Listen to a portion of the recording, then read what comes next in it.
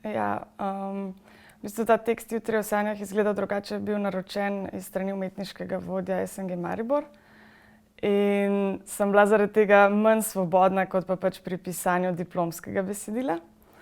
In iz tega vidika mi ni bilo toliko udobno, ampak v bistvu sem potem znotraj teh smernic, ki sem jih dobila, vseeno lahko izrazila tudi sebe, kar pa v bistvu, da imaš neko omejitev, niti ni toliko slabo.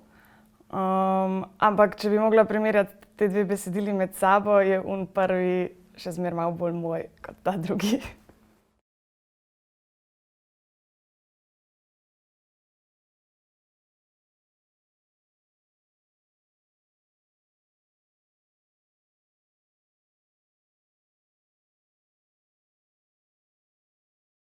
Ja, v bistvu je bilo najprej navodilo, da naj napišem sinopsis za družinsko dramo, ki se odvija v karanteni. To so bile čisto začetne smernice, ker recimo Popovski je prebral moje diplomsko besedilo in tam je pač 8 mladih oseb. In mislim, da že takrat je pač mogoče zaznal, da mogoče neki mladi čut tle noter. In je potem pač naročil, da naj se držim tega, da ohranjam mlade like, naj to povem pač skozi mlajšo generacijo, se pravi skozi otroke. Ampak ker je pač Slovensko narodno gledališče, prvič zaradi ansambla in tudi zaradi ciljne publike, da pač naj so tudi odrasli liki, se pravi starši, no.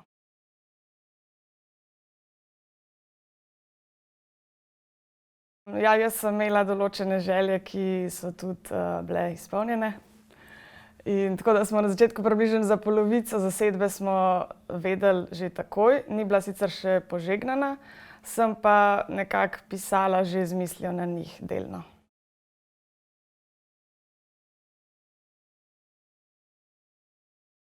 Ja, sicer jaz nisem toliko poznala še takrat igralcev, tako da ne bi rekla, da sem jih čisto po njih oblikovala. Ampak samo tako, da sem si nekako, ko sem pisala prizor, imela samo tako fizično podobo tega igralca v glavi ali pa igralke.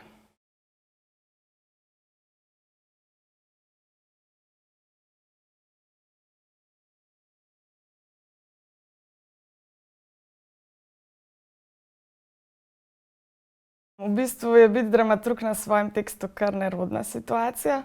Tako da mislim, da kasneje v življenju, če ne bom rabila, mislim, ker zdaj je tudi situacija čisto iz pač poklicnih in finančnih razlogov, da pač želiš delati čim več.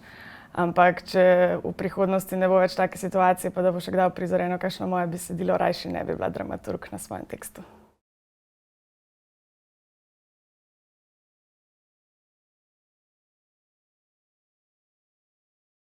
Besedilo je spremenjeno predvsem, mislim, da v zadnjih 3 prizorih, uprizoritev odstopa od teksta, pa na začetku recimo sta 2 ločena prizora spojena v enega. Drugače so pa minimalno pač pokrajšane replike, kar mi je kot avtorici kar ustrezalo. Recimo sugestije, jaz sem se probala v resnici čim bolj nazaj držati. In tudi zaradi tega, ker smo v začetku približno vedeli, kdo bo ekipa, je bilo to neko zaupanje, se mi zdi, iz moje strani, pa nekako tudi iz njihove. Pač jaz sem se trudila, da ne posegam, kvečjemu sem kdaj kaj razlagala, kaj je bila inspiracija za to stvar ali pa za kakšen lik, od kje se kakšna zgodba prikrade. Itak je zmeraj tako, da ene stvari si bolj zadovoljen, kot so na papirju, za kakšne si manj zadovoljen, ampak se mi pa zdi, da pač moraš sprejeti, kar ekipa dela. In pač tudi pustiti režiserju. Jaz sem se res trudila, saj sem pa tja sem za kakšno repliko, prav ta svet se je začel sesuvati, ko je umrl dedek Mraz. Jo je recimo Nejc dal ven in pridem na eno vajo in vidim, da je šla ven in sem bila tako, meni ta replika preveč pomeni, če lahko gre nazaj, no. To je bilo edinkrat, da sem bila tako, in pač je šla nazaj.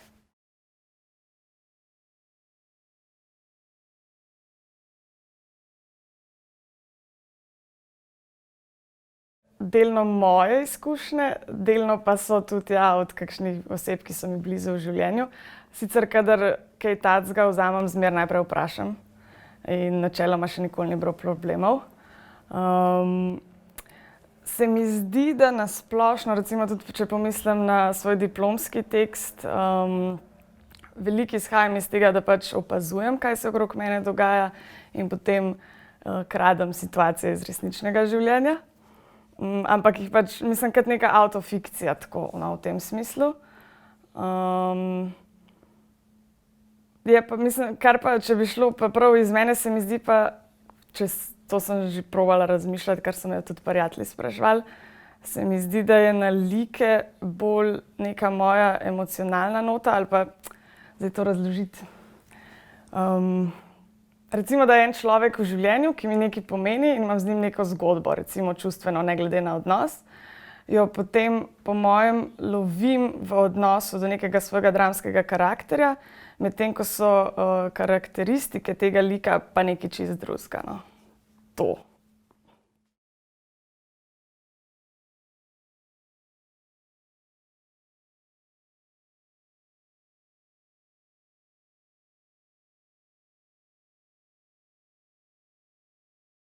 Ja, jaz sem si želela ujeti čim več problematik, ki so pač nastajale, ko smo bili vsi pod eno streho. V smislu, ker na eni strani je že res, da pač se je treba zapreti in ostati doma, da pač čuvamo ogrožene družine, ampak ima tudi to svojo ceno, a ne. In sem želela pač prikazati, kaj so pač te cene iz drugih življenj, ki niso tako ogrožena na prvo žogo. Ampak recimo, vem, da se mi je tudi porajala misel med prvo karanteno, pač kaj, če rešujemo življenja, ki jih ne bo vredno živeti, ne. Ampak saj tle na drugi strani bo vedno misel, da bolan človek ima samo eno željo, da bi bil zdrav človek, pa jih ima nešteto, ne. Tako da pač mi, dokler smo pač zdravi, se nam lahko zdi ta pekel, v katerem smo res pekel, ampak z druge plati, če pa pogledaš, najbrž ni, ne. Ampak ja, sem se pač hotela osredotočiti. Vseeno se mi zdi ključno, pa se mi zdi v družbi še zmeraj premalo poudarka na to, kaj je to za otroke, da so toliko časa doma za njihovo socializacijo, konec koncev tudi za mlade, ker pač se tako pogovarjamo v družbi in okej, ene zveze so se razdrle, ene so se okrepile, drugi pa sploh ne veš, kje boš koga spoznal, ne.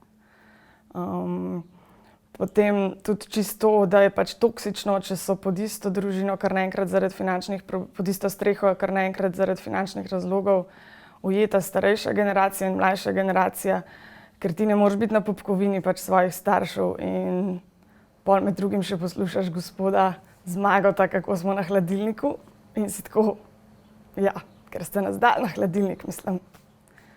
In se mi zdi, da pač je treba temu posvetiti nek fokus.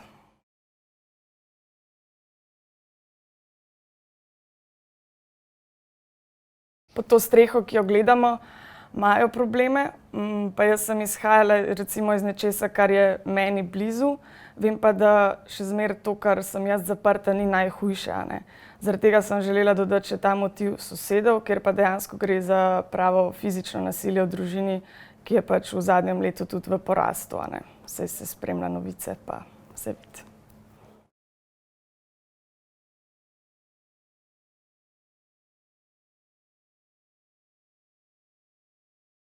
Pač distance v bistvu sploh ni bilo mogoče pač vzpostaviti, zaradi česar sem bila tudi precej živčna, ker me je skrbelo, kakšno tezo bom zdaj jaz s tem tekstom ven dala.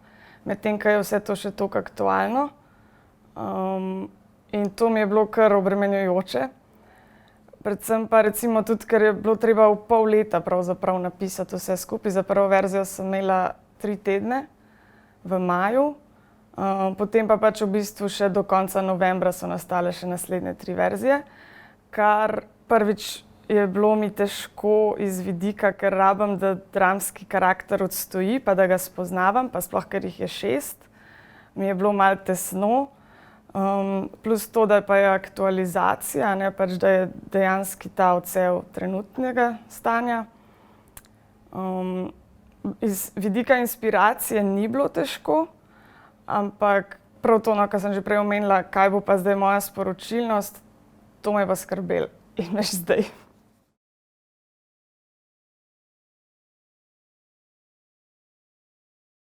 Ne vem, če bi bilo različno glede na stanje v svetu, ampak glede name, mislim, da to bi bila razlika. Zato, ker se mi zdi, da vseeno med prvim in drugim valom, razen to, da smo v prvem verjeli, da bo tega konec, v drugem pa ne. Mislim, to se mi zdi pravzaprav edina razlika, no, ki jo pač se mi zdi imamo v zavesti med tema 2 valoma. Tako da se mi zdi, ja, tekst bi bil drugačen, ampak po mojem zaradi mojih izkušenj, ki so se mi vmes zgodile.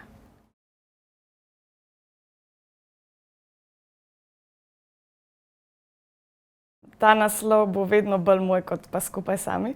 Skupaj sami je bil na začetku delovni naslov, ki sem ga mogla dati za teater. Potem pa je bilo po tretji verziji, ko sem mogla nekako izostriti malo fokus in sem bila precej zmedena in se mi je zdelo, da nimam nič. Sem se usedla in sem v bistvu napisala poezijo o tekstu. In v tej poeziji se je znašel ta vers Jutri o sanjah izgledal drugače.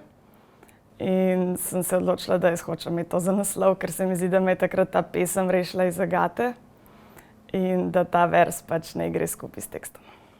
In pa sem ga dala zato tudi ta dva monologa, no, ki jih imata mama in hči.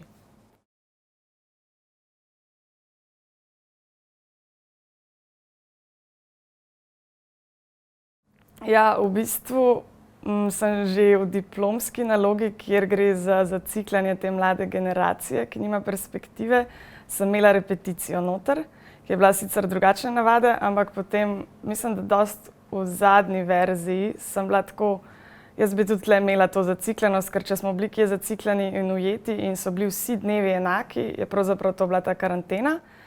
In potem sem se nekako odločila, da naj bo to mamin telefonski pogovor.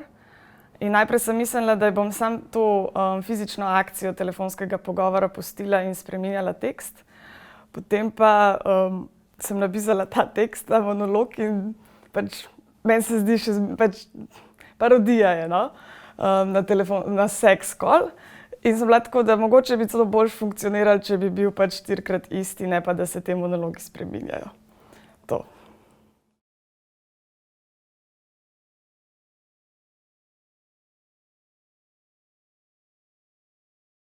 V bistvu nisem čisto prepričana, da bom šla na AGRFT na magistrski študij. Kolebam mogoče, da bi vpisala 2 vzporedna študija. Trenutno se pripravljam na diferencialne izpite, ampak nočem povedati zakaj, ker če slučajno bom na koncu prelena, da jih opravim, nočem se zdaj zadžinksati. Sicer pa se mi zdi, da je problem recimo dodiplomski in podiplomski študij. Glih to, jaz vem, jaz bila prepričana, da bi hotela iti naprej na dramsko pisanje, pa te smeri ni. Žanina si že več let recimo prizadeva, da bi ta program obstajal ali pa da bi bil kombiniran scenaristika in dramsko pisanje, ampak imamo samo scenaristiko. Medtem, ko recimo, ko gledaš predmetnik, imaš 2 predmeta za dramsko pisanje približno na leto, kar se mi zdi, če si pač angažiran prav za to stvar, pa da imaš zraven še 7 teoretičnih predmetov iz polja dramaturgije, za magisterij, ki bi lahko bil bolj sfokusiran, se mi zdi to problematično, no. In se mi zdi, da se to tudi pozna v razvoju slovenske dramatike. Tako da je zelo podpiram, da bo čez nekaj let morda ta smer obstajala.